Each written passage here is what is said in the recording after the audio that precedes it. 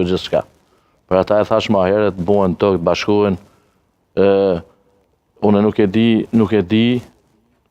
di shumë politik, por gjendja është e acarueshme shumë. Shumë e acarueshme. Gjithë dalin ti shpërfillëm Amerikanët që thojnë që nuk ban të veprosh kështu, po të veprosh kështu, pa Amerikën dhe njerëz italianë që na ndihmuan, ne nuk do kishim mujt ta fitojmë lirinë fare. Tash, pa u koordinu me Amerikën dhe shtetet evropiane që na ndihmuan në luftë, nuk do kemi liri.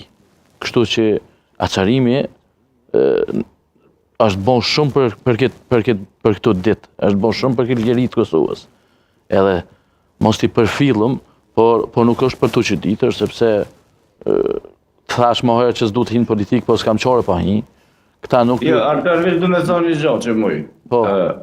UÇK-ja në vitin 1999 ishte aleate e NATO-s, ndërkohë qeveria aktuale sot është e izoluar nga anëtarët shtetit NATO-s, pra si që janë shtetë Bashkimit Evropian. Po ato kështë të në vitin 2025 kemi një qeveri që është e izoluar kuptimin diplomatik, ndërkohë e lavdishmja UÇK ishte aleate e NATO-s në vitin 1999.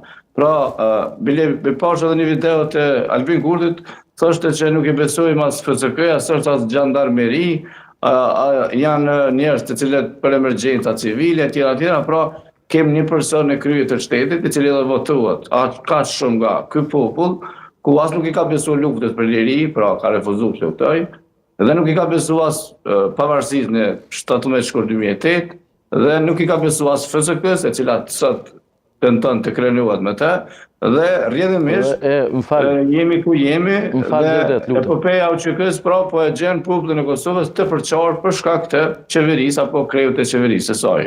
Përveç se ka përqarja edhe në Maqedoni, për shkak gjuhës shqipës që kemi po debatet, kemi përqarja edhe në Preshevë, Medvegjë dhe Bujanovc, dhe kemi marrëdhënie thuajse të ngrira me shtetin shqiptar.